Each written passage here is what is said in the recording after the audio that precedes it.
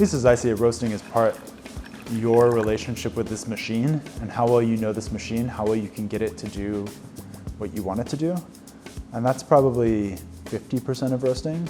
And the other 50% of roasting is how well you cup and taste and how well you can evaluate what you're doing.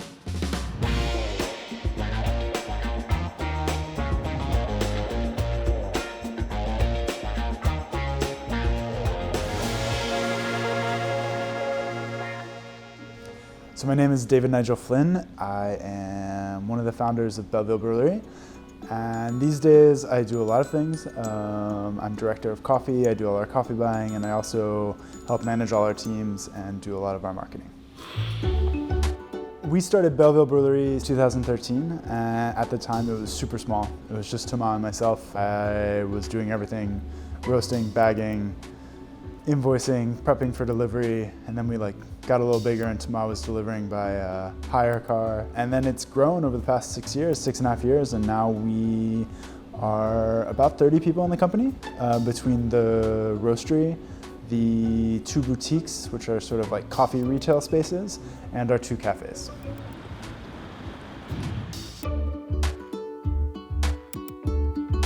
Belleville is actually a neighborhood in Paris, which has a history that's part sort of working class and part sort of creative class. And it really appealed to us. Thomas and I, one of my founders, both lived nearby, and we ended up looking for a space there. And we found it, our original roastery space, and so we figured Belleville Torréfaction, Belleville Roasting, Belleville Coffee, and eventually we landed on the word brûlerie, which is like the old French word for coffee roastery. But it basically means burnery, so coffee burnery. Exactly, so the place where you burn the coffee. And we thought that was kind of funny, especially since we launched with coffee that was much lighter than people were used to in France, so we appreciated the irony.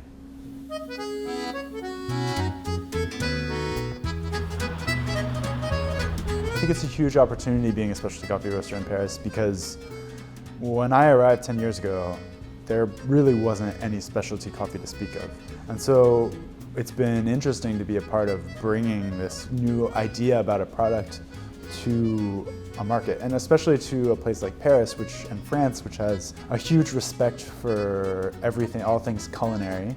I mean, France is, I think, a rare place where saying something that has more value because it tastes better is not at all an out there thing to say. That's like totally normal for everyone. So where a lot of places things like good coffee might be considered snobby, I think in France it's a totally different reaction. And we felt like France and Paris especially has such an amazing coffee cafe culture, even if its coffee culture maybe was not as good, that we wanted there to be a roastery that reflected that, both in the way that we roasted the coffee and also in the way in which we presented it, the packaging, the design, the brand behind it. And I think we've tried to keep a French client in mind, which means not always roasting all of our coffees super light, for example. That's not what like a French client wants. So we really lucked out when we found this space. It didn't look anything like it does today. It was dark and you couldn't see anything, and we ended up being able to put in these massive skylights, which has been amazing. So we have tons of natural light all the time. It's really quite luxurious for a roastery, although it does get a little cold in the wintertime. And yeah, this is our trusty Gießen that we've been roasting on since we started. I think we'll probably got room to add another one someday, but for now we're still get along with this one.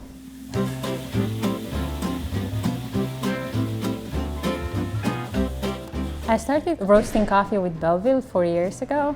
I was working as a barista manager for Temples, and I was kind of getting bored. I wanted to learn more about coffee, and I approached David and I asked him if there's any way I can come join the roastery and learn more about coffee. I didn't think about roasting, I didn't think about anything in particular, but he had an opening in the production side of things, and one thing led to another, and 2 months in I was roasting.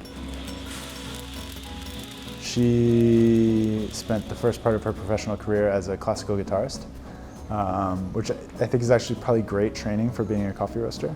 I think probably what makes her a great roaster is she's committed to it. She's committed to doing it well and doing well by the coffees we buy. So, yeah.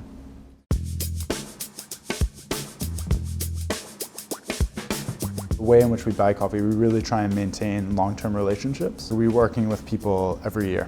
That's really something we've been committed to from the beginning. And when we're buying, we're looking for sweetness, we're looking for different things. I mean, I think we're trying to have a full menu of different coffees to propose to people, not just sort of coffees that are very floral or just coffees that are very sort of nutty and chocolatey. We want to have a full palette over the course of the year of different flavors for people to try. It's interesting now, since a lot of these coffees are coming back year after year, we kind of, even though there are going to be differences from one harvest to the next, we have an idea of what we want out of each of these coffees. So when Hunefu, which is a coffee from Antigua in Guatemala, comes back, we know what we want that coffee to be. And so our roasting now today is sort of oriented around that and bringing out those flavors that we know are there.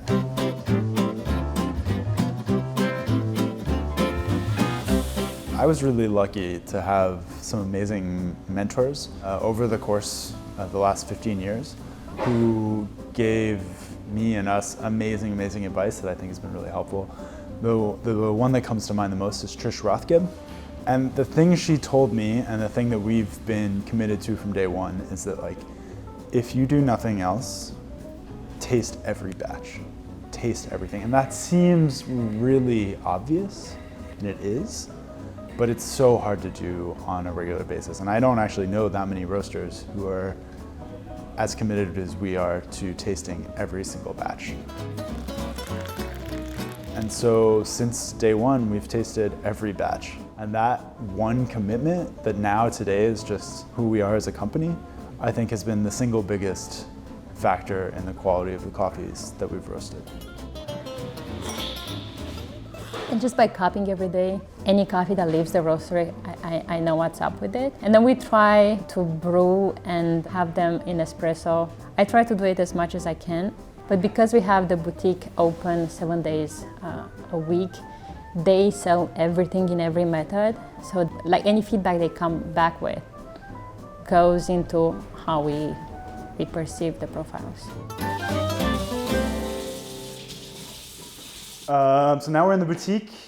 We say it's more of a place where you can taste coffee rather than come to drink a coffee, but you can try any one of our coffees that we have at any given time here in any method you would like. So you choose the method, you choose the coffee, and we have both our blends, our assemblage, and also our single origin coffees like Neptali Bautista, who we've been working with since we opened, from Honduras.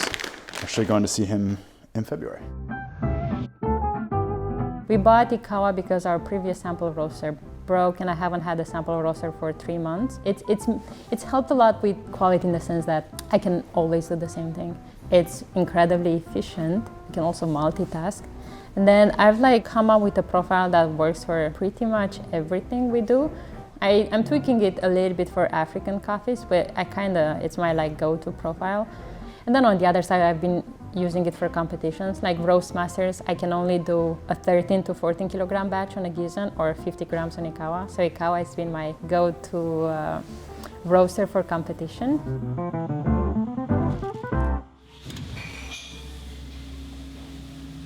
And then the other thing about our roasting, I think, is probably a couple years ago we made the decision to pay a lot more attention to blends, and that ended up being a pretty big decision. But we felt like there was no one, or not very many people were paying attention to blends as something that could be interesting for specialty coffee. And we felt like, well, there's no reason that blends have to be the cheapest coffees. What happens if we put our most expensive coffees into blends and see what we can do with that, what new flavor profiles we can create, how we might do something new with blends. And that's somewhere where us being French came into play, because blending or assemblage in France and French wine, French spirits is this huge thing.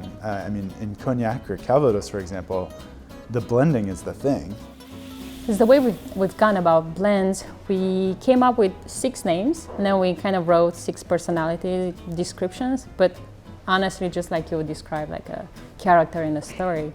Then we came up with how we want these 6 characters to taste, like a taste personality. And then we've done all of the work necessary to see what sort of coffees would give us the feeling we are searching from these 6 blends, what sort of coffees blend well together. So the goal has honestly been taking as exceptional grain as we have access to and creating something that's more than the sum of its parts, right? And that has been incredibly fun and incredibly creative, because I go like, okay, Chateau Belleville, I need like, marketing-wise, it's inspired by like an old French wine, but in terms of taste, it's like a natural wine, maybe like a natural rosé or a natural red wine. But it should be on the clean, fruity side. It shouldn't be on the like weird, fermenty side.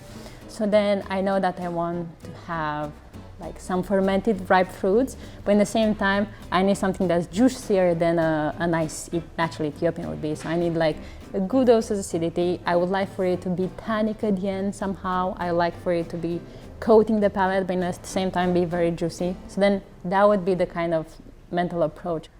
But that's been really fun. Like anyone who's like, nah, I don't want to do blends, I'm just like, you're just missing on so much fun.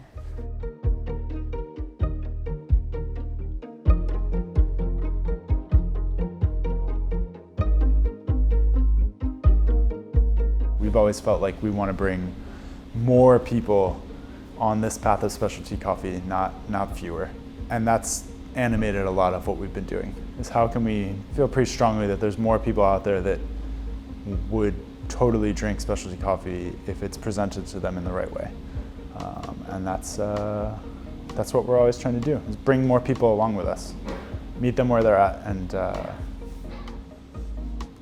bring them on a journey with us. So yeah.